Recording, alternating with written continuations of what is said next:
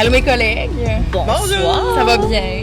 Oui, et vous autres? Ben oui. Fait que là, mise en contexte, on se rencontre pour jaser là, de la semaine de réhabilitation sociale. 2023. Oui, précisément du 10 au 13 octobre, c'est ça? Hein? Exactement. Ouais. Prenez note à tous nos nombreux spectateurs et spectatrices qu'on n'est pas des Instababes ou podcasteuses professionnelles, mais on croit fermement à la réhabilitation sociale. Puis on est professionnel en quelque chose, dans notre job. Exactement. Puis à ce qu'on croit. Tout à fait. Donc, on va se prêter au jeu, puis on va essayer de faire du mieux qu'on peut pour vous transmettre notre message. Fait qu'on est qui, nous autres? Vas-y. Donc, Tu m'as pris au dépourvu! la Maison Radisson, on offre plusieurs toi? services. Moi? Ah, ben oui, pardon. Hein? Je crois en la mission. Moi, je me présente. Je suis Amélie Brouard. Je suis intervenante à la Maison Radisson. Donc, j'ai touché à différents volets, secteurs de l'organisme, mais je travaille présentement à la surveillance communautaire ainsi qu'à l'hébergement. Puis j'ai aussi des suivis spécialisés. Voilà. Cool. Moi, c'est Maude Boutin. Je suis conseillère en emploi pour le CIER, donc Service à l'intégration de l'emploi Radisson, CIER, et également responsable des programmes spécialisés à la Maison Radisson. Good. Puis ben moi, c'est Catherine Perrault, aussi conseillère en emploi au CIER. Puis, tu sais, le CIER, ça finit par Radisson parce qu'on est quand même un volet de la Maison Radisson, donc le volet d'employabilité pour le type de clientèle qu'on vous parlera d'ici peu. Donc, maintenant qu'on s'est présenté, est-ce qu'il y en a une de vous qui aimerait parler un peu de c'est quoi nos services? C'est quoi notre mission? À qui qu'on s'adresse? Qu'est-ce qu'on mange en hiver? Qu'est-ce qu'on mange? Ben, je vais me lancer avec le CIER. OK. Le CIER et non le CIER. OK, vraiment, le CIER, merci. Non. Le CIER? Le CIER. S-I-E-R. Je vois que par là-bas, ça fait rire des gens. Mais enfin, oui, donc on disait tantôt le volet employabilité. Donc, tu sais, nous, on accueille vraiment toutes les personnes de 18 ans et plus, hommes, femmes, qui ont vécu, là, on pourrait dire des problématiques là, avec la judiciarisation et ou la consommation. Tu sais, connu des épisodes de consommation, puis tu sais, qu'en bout de ligne, tu sais, qui se rendent compte par eux-mêmes que peut-être pas par eux-mêmes, mais qui vont bien s'en rendre compte, que, tu sais, des fois, ça peut être un frein, là, tu sais, un ou deux, tu sais, de ces enjeux-là, là, dans leur vie au niveau de la réinsertion en emploi. Si j'en oublie des bouts, Maude, là, tu me... Ben, en fait, oui, on est pour l'emploi, puis aussi le retour en formation. En fait, on y va vraiment avec les projets que les personnes souhaitent entreprendre. Fait qu'à ce moment-là, ben nous, il n'y a pas déjà de petites cases déjà préparées quand les gens arrivent. Fait qu'à ce moment-là, ben c'est qu'on regarde les intérêts de la personne.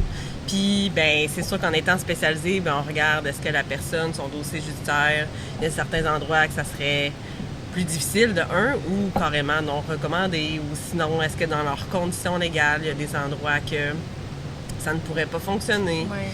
Est-ce que, juste dans des conditions de travail, travailler de nuit, est-ce que c'est la meilleure solution pour cette personne-là? Parfois, non. Puis, en tout cas, bref, on fait vraiment un portrait global avec la personne de voir, bon, ben, qu'est-ce qui pourrait lui convenir, puis qui lui permettrait à ce moment-là de, tu sais, conserver vraiment son emploi, tu sais, de vraiment le maintien en tant que tel. C'est ça qui est intéressant dans ce que tu dis, Maude, c'est que, tu sais, on n'est pas comme les agences de placement qui allons prendre une personne puis juste la réinsérer à une place là, pour comme atteindre nos quotas et tout. Là. Comme tu le dis, au niveau de l'approche globale, ça va être, sont où tes défis, sont où tes freins, c'est quoi tes enjeux, tes facteurs de risque de protection, puis on va t'accompagner là-dedans pour du moins essayer de trouver un milieu où ce que tu pourras, on espère, maintenir là, ton emploi. Puis vous offrez aussi des groupes. Oui, il y a différents services, effectivement. On a les services individuels, on a des services de groupe. On a, en fait, autant pour la personne qui est super proche du marché du travail, là, que, elle est prête à postuler dès le lendemain, comme une personne que ça fait plusieurs années à ce moment-là qu'elle n'a pas été sur le marché du travail. Bien, en fait, c'est ça. On va prendre la situation de la personne, puis on va voir avec elle quel service qu'on offre à ce moment-là qui serait le plus adapté pour elle.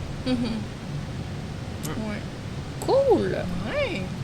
T'sais, on est super en contact aussi avec les employeurs.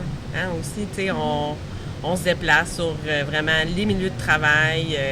On est un peu, je dis tout le temps l'appel vité vitam. Là. En fait, peu importe l'employeur qui a été en contact avec nous il y a 10 ans, il se passe quelque chose aujourd'hui, ben il y a toujours accès à appeler au CIR pour parler avec une conseillère. Puis il se passe une situation, ben faut pas hésiter à nous appeler à ce moment-là. Puis on a aussi des gens qui nous appellent pour nous dire ça va bien. Fait que c'est le fun ça aussi à ce moment-là. Mais tu sais, on est quand même connus là, dans la région à ce moment-là. On désire l'être de plus en plus, bien évidemment. Là, mais tu sais, on a une certaine réputation pour se dire que ben nous, on est bien transparent. C'est important pour nous à ce moment-là. Si la personne ne souhaite pas à ce moment-là être transparente avec l'employeur, ben souvent nous, on va pas s'impliquer nécessairement à ce niveau-là avec l'employeur. Mais les gens peuvent nous faire confiance à ce moment-là. Si on vous partage quelque chose, ben c'est qu'on se base effectivement sur une certaine réalité là, à ce moment-là. Soit que nous, on a observé des difficultés, puis c'est ça qu'on va partager. Il n'y en aura pas de cachette. Là. Si la personne fait ses choix, ben là, ça, on n'est pas en contrôle de cette personne-là. Là, C'est mais... ça. J'ai envie de dire que, tu sais, si on avait des cachettes puis qu'on nommait pas les choses, on passerait à côté de notre job, premièrement. Puis on n'aiderait tellement pas la personne, en fait, dans son cheminement, là, tu sais. Puis vice-versa, à un moment donné, il y a un lien de confiance qui finit par s'écrire, là.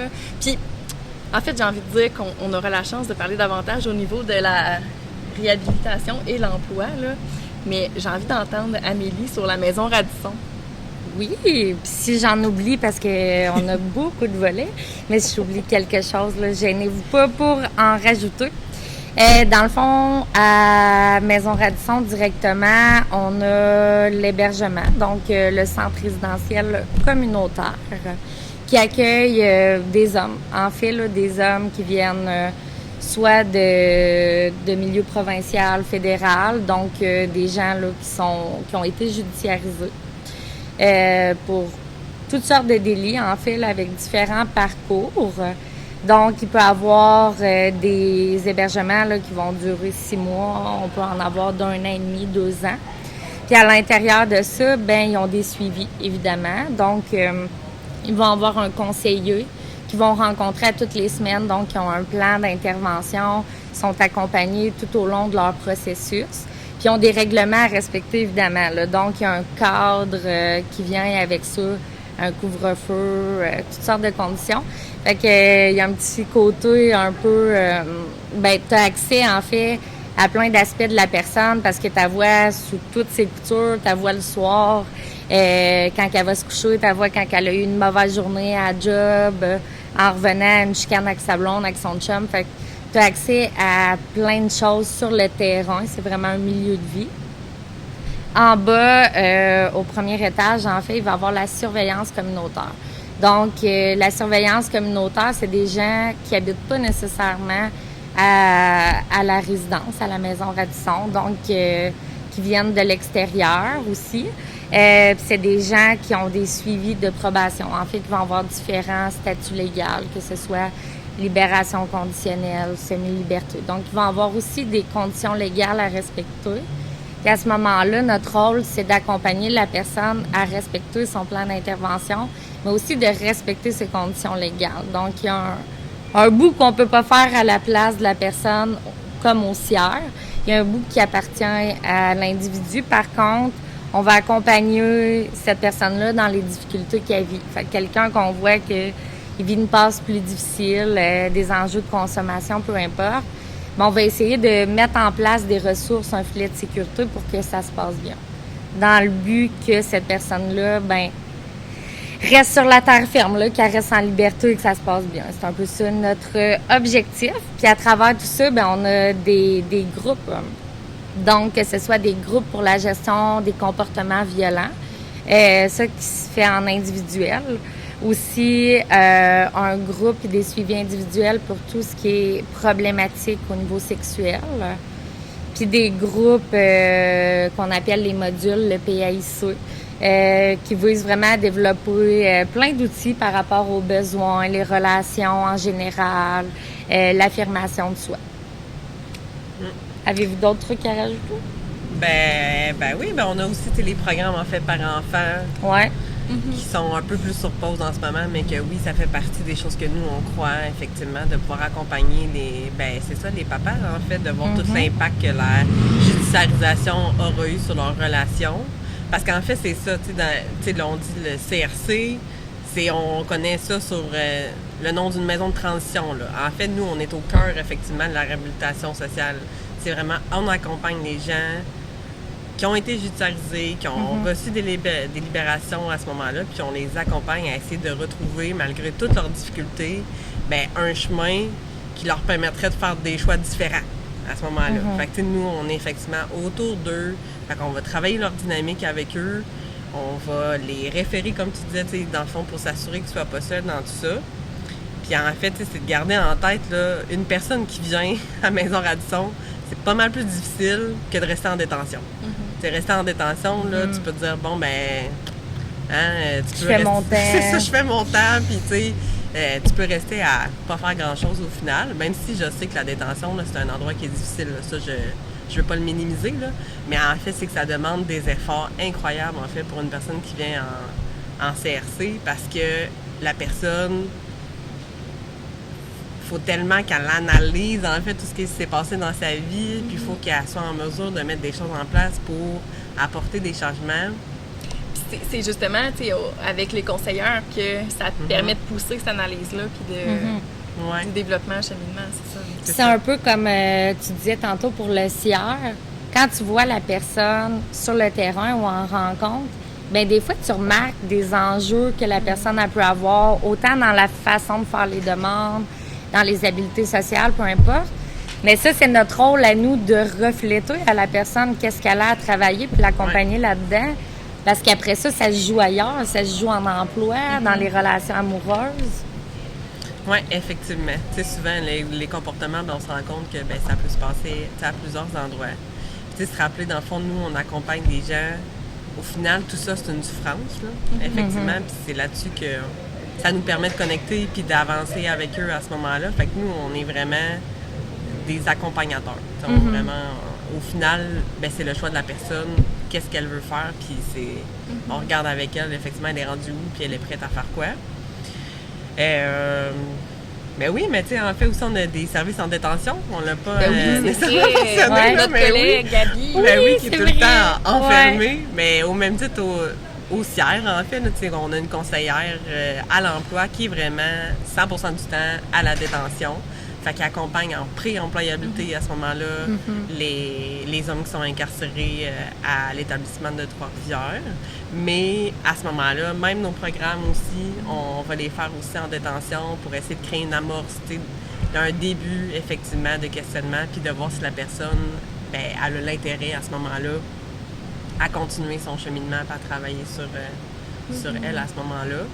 Mais c'est pas mal ça. Je pense là, on a peut-être oublié. Il y en aurait beaucoup à dire sur cette belle organisme, en fait, ouais. Puis là, tu sais, on parle de semaine de réhab et tout, là. 10-13 octobre, 2023. Mais ça a commencé quand, donc? C'est une semaine... 2019. Oui, c'est une semaine officielle nationale, en fait, depuis 2019. Puis c'est suite à plein de pressions, en fait, que notre association... Oui. La SRSQ... Oui, qui ont mis des pressions en ce moment-là aux autorités en politique. L'Assemblée nationale. Oui, pour permettre que ça soit reconnu là, pour tout le monde. Fait qu'à ce moment-là, c'est tout le réseau communautaire, puis tout le réseau, peu importe, je dis communautaire, mais c'est tous les acteurs, en fait, qui sont en lien avec la réhabilitation sociale, qu'on essaie chacun de notre façon de le souligner, pour permettre à la population d'entendre plus parler, effectivement, de cette réalité-là. Puis de tenter de briser un peu effectivement les préjugés, puis c'est un peu ça qu'on va essayer de faire avec vous, là, en discutant de tout ça, là. Mais de permettre qu'on en parle, en fait. On a une question du public. Oui. C'est quoi la réhab? On a la question, c'est quoi la réhab? La réhabilitation. Excellente question. Écoute, tu sais, c'est ça. En fait, c'est un peu dans ce qu'on a redit tantôt, là, c'est qu'une personne, quand elle a connu, on va y aller avec la judiciarisation, mais il y aura plein d'autres choses qu'une personne pourrait vivre puis pourrait être réhabilitée, là. Mais, sais, au niveau, bon, on va parler de criminalité, mettons, tu sais, c'est comment est-ce que, tu sais, en société, elle peut refonctionner d'une façon politically correct, mettons, puis de, tu sais, avoir des outils pour se réorganiser dans sa vie, ou j'ai l'impression que tu as envie de dire quelque chose. Ben non, mais dans le fond, tu sais, la réhabilitation sociale, c'est le processus que la personne, elle va passer de retrouver un chemin qu'on va dire effectivement plus socialement acceptable. Fait qu'à ce moment-là, qui va lui permettre de ne plus utiliser la criminalité ou des comportements autodestructeurs comme la consommation, par exemple, parce qu'effectivement, quelqu'un qui consomme ou qui a consommé super longtemps dans sa vie peut avoir besoin de réhabilitation sociale. C'est d'un peu de reprendre un chemin avec des choix qui te permettent de ne plus être autant stressé, de plus d'avoir recours, dans le fond, à ces comportements qui fonctionnent pas au final au long terme. Puis j'ai envie de dire, c'est de reprendre un chemin, mais reprendre un pouvoir sur sa vie aussi. C'est comme, comment est-ce que je peux reprendre ma vie en main, le pouvoir sur ma propre vie, puis m'aligner vers quelque chose d'intéressant, tu sais. Puis tantôt, on en parlait avec l'emploi, là, tu sais, avec la question, c'est super. Tu sais, tous ceux et celles qui sont en emploi, j'ai envie de dire, en tout cas, si vous aimez votre job, mais tu sais, c'est le fun de se lever le matin. Moi, c'est le cas. J'aime ça me lever le matin, puis d'être, bon, je m'en vais travailler parce que ma job fait du sens pour moi, tu sais, puis elle fait du sens pour du monde. Puis en plus, j'ai une équipe en or, fait que ça le fait. Mais, tu sais, c'est ça, fait que, tu sais, pourquoi est-ce qu'on aide aussi au niveau de l'employabilité, c'est que, tu sais, quand la personne a retrouvé quelque chose qui fait du sens pour elle, qui va lui donner envie de se lever le matin, bien, tu sais, premièrement, juste avoir une routine, tu sais, dans sa vie, bien, déjà là, on a comme une première clé de, OK, c'est bon, tu sais, tu construis quelque chose dans ta vie, tu vas t'organiser, tu vas te faire une paye, Colin, puis d'une façon propre et correcte, tu sais, si je peux dire ça de même. Puis, ben, coudonc, tu sais, ça remonte aussi au niveau de la valeur, puis, tu sais, j'ai envie de dire sur l'estime personnelle, de dire, hey, j'ai travaillé fort, tu sais, d'une autre façon, bien reconnue pour avoir ma paye, puis me payer à manger, avoir un toit sur ma tête, tu sais, puis plein d'autres volets comme ça. J'ai envie de dire que c'est tabarouette, c'est un méchant step dans la vie, là. Oui, puis on le met de l'avant, en fait, parce qu'au final, c'est que si ces gens-là, on les aide pas, ben c'est toute la société qui en écope, au final. S'ils sont jamais soutenus, si personne ne sont là pour les accompagner, ben c'est là que vous allez l'avoir, la récidive, c'est là que vous allez l'avoir à ce moment-là, de plus en plus de délits, puis que les gens, si on les laisse dans le noir, puis qu'il n'y a personne qui les accompagne, ben c'est sûr qu'ils vont refaire les mêmes choix, c'est juste ça qu'ils connaissent. Fait que le but d'en discuter puis d'amener ça en fait à la lumière, c'est vraiment ça. C'est qu'on veut travailler avec eux pour que ces gens-là s'en sortent, puis que justement, la récidive, ça baisse. Puis que socialement, tu sais, c'est ça, si on porte ça, tu sais, de se dire, bon, ben nous, si on avait décidé de les mettre dans un trou puis qu'ils sortaient jamais, mais c'est pas ça. Ces gens-là, ils vont revenir en société. C'est ça qu'on fonctionne au final. Fait que si on veut s'assurer qu'on a une vie de société qui se peut, ben c'est faut les aider. Parce que sinon, ça ne fonctionnera pas. Bien, c'est ça. Puis, tu sais, je t'en reviens après, là. Tu sais, dans la réhabilitation, tu sais, l'emploi, il me semble, si je me trompe pas, là, c'est le volet dans ta vie numéro 1 qui favorise ta réhabilitation. Puis, tu sais, c'est que, c'est ça. Tu sais, comme je te mets tantôt, tu sais, saison des motos. Mais, c'est ça. Fait que, tu sais, bon, c'est la routine et tout, mais tu vas connaître des personnes, tu vas peut-être te faire un cercle d'amis. Puis, tu sais, c'est bien plus valorisant si tu vas dans ta famille faire « Hey, tu sais, je travaille à telle place » parce que, tu sais, entre toi et moi, là, quand on rencontre quelqu'un, souvent, c'est « Hey, salut, t'es rendu où dans la vie » ou « Tu travailles où » Tu sais, des personnes qui, finalement, n'ont pas de job puis qui font ça comme un peu, je sais pas, on va nommer un chat, là, tu sais, de dealer, tu sais, dans la rue, là. Tu sais, des fois, ça peut être comme pesant de dire « Hey, salut, ma tante, ouais, moi, je suis rendue là, tu sais. Je sais pas, ça fait comme un moi, je suis bien quétaine, mais j'aime bien ça de dire qu'on sème des graines, tu sais. Puis, des fois, tu vois pas la fleur tout de suite, mais tu apprends à la personne à qu'est-ce que tu peux faire pour te nourrir, pour justement grandir, évoluer, parce que des fois, ben des outils, t'as pas tout le temps eu les bons, ou t'as poussé un petit peu. L'image est peut-être pas bonne, mais t'as poussé tout croche parce que on t'a pas montré comment, mais des fois, juste de reconnaître les forces de quelqu'un qui sont souvent des qualités qui sont transférables dans bien des affaires, mais si t'as pas eu la petite tape derrière toi ou le petit pushing qui te dit hey, t'es capable de faire quelque chose, qu'on t'a tout le temps dit que t'arriverais à rien, puis que finalement, t'écoutes la personne, tu l'acceptes comme elle est, puis que tu reconnais ses forces, ben des fois, ça fait une méchante différence, là. Oui, mais... Oui, vas-y. Il faut pas oublier, en fait, là, que ce soit un dossier judiciaire ou peu importe, c'est juste une partie de la personne. Ça représente pas l'entièreté de cette personne-là.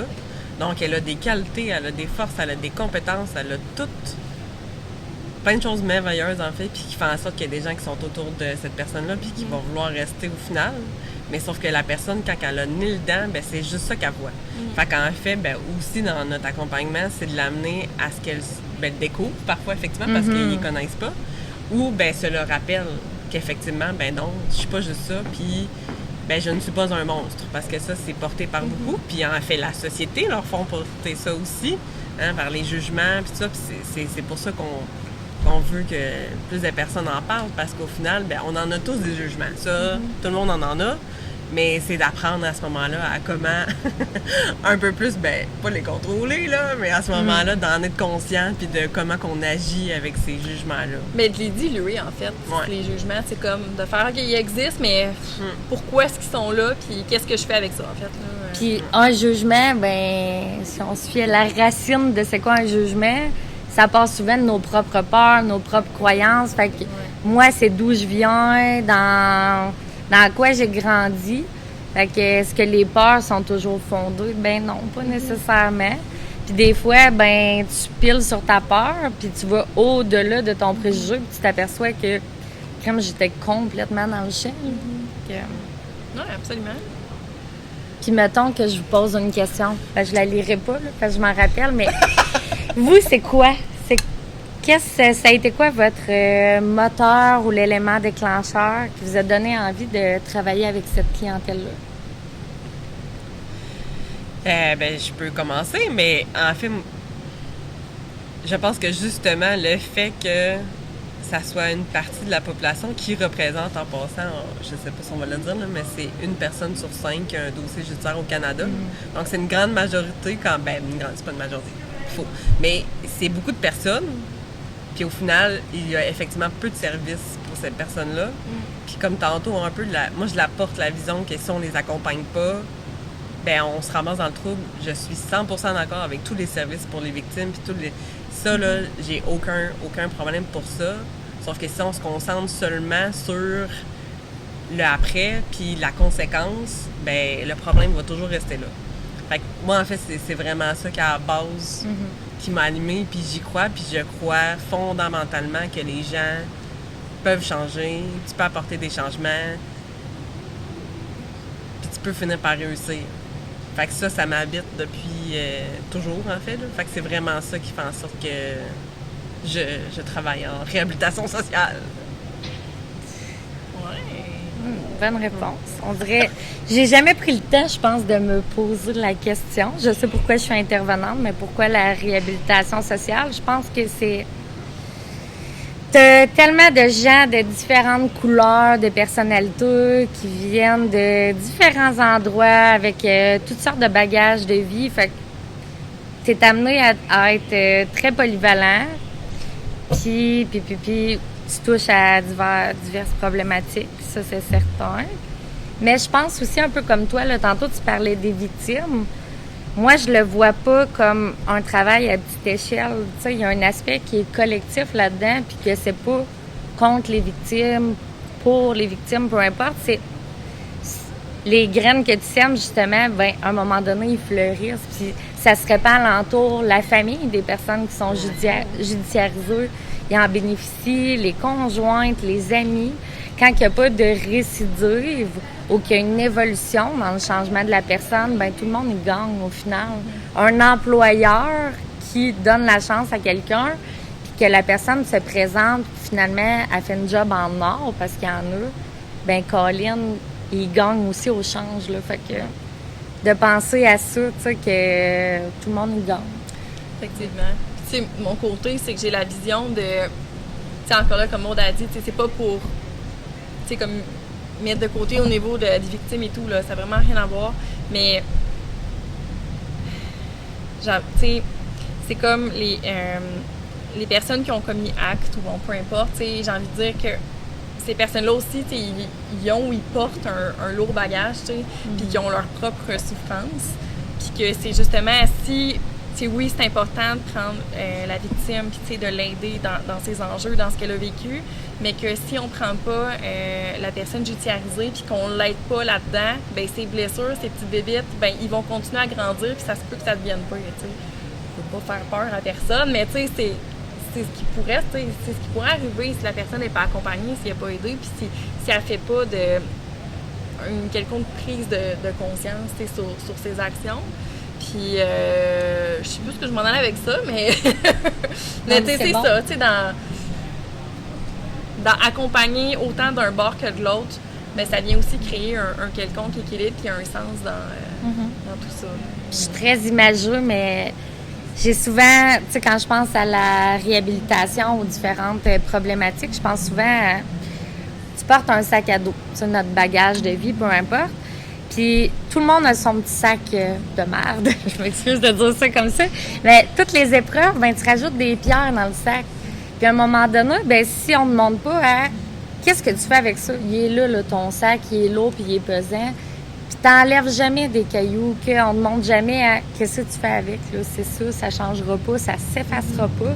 Fait qu'on construit des ponts, on fait quoi avec? Fait que d'aider les personnes à on enlève une pierre par pierre ou du moins on apprend à dealer avec ça, ben si le sac est là, on va s'endurcir les épaules, on va faire de quoi pour justement que tu portes pas ça tout seul. Fait que c'est un peu ça. Bien, c'est ça, puis c'est ce que je voulais dire tantôt, c'est, tu sais, la personne, c'est pas du tout excusable.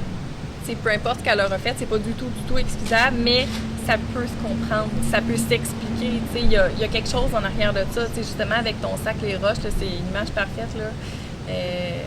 C'est ça.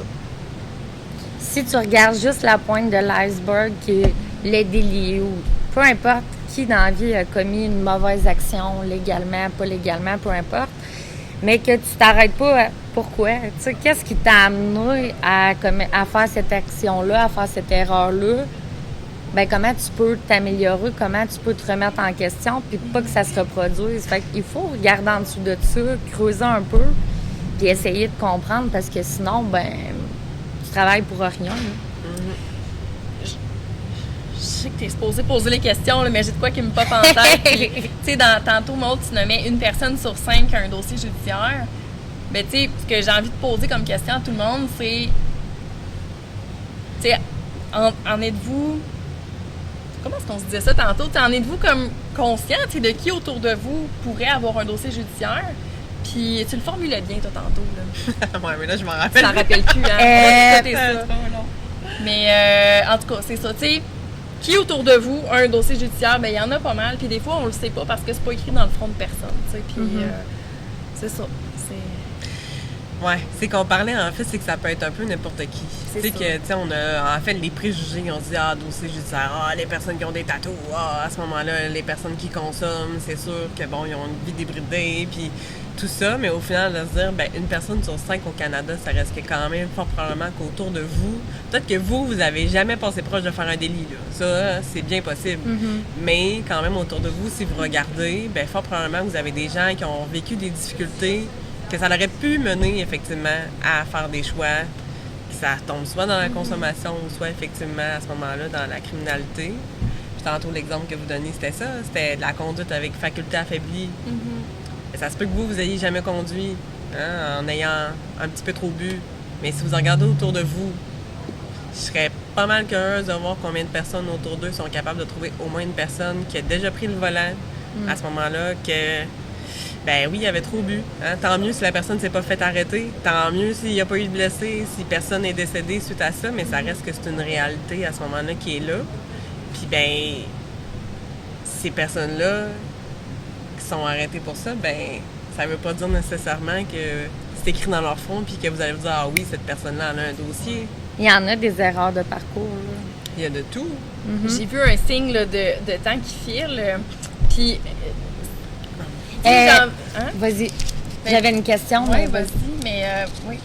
Mais non, mais vas-y, parce que moi, ça va peut-être suivre ce que tu vas dire. Non, mais j'avais envie de dire, c'est sûr qu'on va prêcher pour notre paroisse, qu'on y croit, puis je sais même plus ce que je voulais. Vas-y. Ben, peut-être qu'on voulait dire la même Peut-être. chose. Mettons, dernière question, les filles. Pour, dans le cadre de la semaine de la réhabilitation sociale, qu'est-ce que monsieur, madame, tout le monde peut faire pour être un acteur de changement, pour sensibiliser, sinon, à cette réalité-là? D'abord, moi, je me dirais d'être ouvert à l'autre. Hein, de se rappeler qu'effectivement, votre réalité, c'est pas nécessairement la réalité de tout le monde. Fait que ça, déjà là, c'est un premier pas de conscientisation, de se dire, bon, ben, moi, j'ai été chanceux ou peu importe, hein, j'ai fait des choix. Oui, tout le monde est libre de ses choix, mais parfois, il y a plein de choses qui viennent en compte de ça. Donc, juste l'ouverture, puis d'apprendre à se poser des questions. Hein. Quand on tombe rapidement dans les jugements, en fait, c'est parce qu'on se pose pas de questions. On l'associe comme ça, mais d'apprendre à se poser des questions, puis d'être ouvert à l'autre. C'est ça. J'ai envie de faire un petit pouce là-dessus. Tu m'enlèves les mots de la bouche, là, mais de l'ouverture d'esprit, puis j'ai envie de dire que c'est normal qu'il y en ait qui n'auront jamais exploré leur propre ouverture d'esprit, mais des fois, d'essayer, tenter, ben écoute, tu pourrais peut-être avoir des belles surprises, puis j'ai envie de faire du pouce sur l'emploi. Mettons un employeur qui est comme, moi, je suis vraiment fermé, dossier judiciaire. Premièrement, ça se peut que dans ta shop, là, il y en a qui en aient des dossiers, puis tu le sais même pas. Puis ça se peut que celui là, que tu aurais refusé, mais ça aurait été ton meilleur employé. C'est de ne pas s'arrêter à il y a un dossier, merci, t'es étiqueté, ouais. Puis c'est fini là. Je veux dire, c'est un individu en arrière de son étiquette. Surtout, en plus, ça me fait juste penser, il y a des gens qui vont être problématiques puis ils n'auront pas de dossier. Ouais. Oui, exactement. Fait que c'est tellement pas garant, en fait, automatique de problème, là. Fait que c'est ça. Mais sauf que le jugement, ça vient rapidement puis c'est ça qui peut être là. C'est un peu ça, notre chandail, en fait. Là. Ouais. Si vous l'aviez pas remarqué, j'ai un casier judiciaire. M'engages-tu? Donc, ça n'a pas de visage, ça n'a pas de sexe, d'ethnie, peu importe. Donc, des fois, on s'imagine quelque chose, puis c'est pas la réalité. Puis, il y a tellement personne de parfait dans la vie. Là. On a tous des enjeux, des trucs à travailler. Puis après, c'est qu'est-ce que tu en fais? C'est un peu ça. Si vous êtes contacté, parce que là, nous, on vous parle de Maison Radisson, mais en fait, c'est un réseau. Il y a plein d'organismes, plein d'organisations à ce moment-là qui travaillent pour la réhabilitation sociale. Hein. Fait que moi, je vous dis, en fait, si vous êtes contacté pour peu importe le rôle que vous avez, ben justement, essayez de poser des questions, essayez de vous impliquer. Mais déjà d'être ouvert quand quelqu'un vous appelle, puis pas tout de suite de fermer le téléphone puis de dire ben non, moi ça m'intéresse pas, c'est trop compliqué. Ben attendez, c'est des professionnels qui vous appellent. Si on vous appelle, c'est parce qu'on va pouvoir vous offrir quand même un support dans tout ça. Puis là, je raccroche, je veux pas en entendre parler. Souvent, c'est la peur de la personne. Puis, oh mon Dieu, je veux pas je veux pas côtoyer un gros criminel, et tout. Là, mais quand dans le fond, c'est ça. C'est d'aller creuser au niveau de tes peurs puis de te dire, ben, il y a tout le monde dans la vie. Ouais. Absolument. Croire à la deuxième chance. Exact. Fait qu'on fait de la bien belle job. Ben, appelez-nous! On existe depuis un bout en plus. 75? 1975. Maison Radisson, effectivement, 1975. Ouais. Absolument. Good. Bon, ben, merci les filles. Merci! Merci les filles! Merci.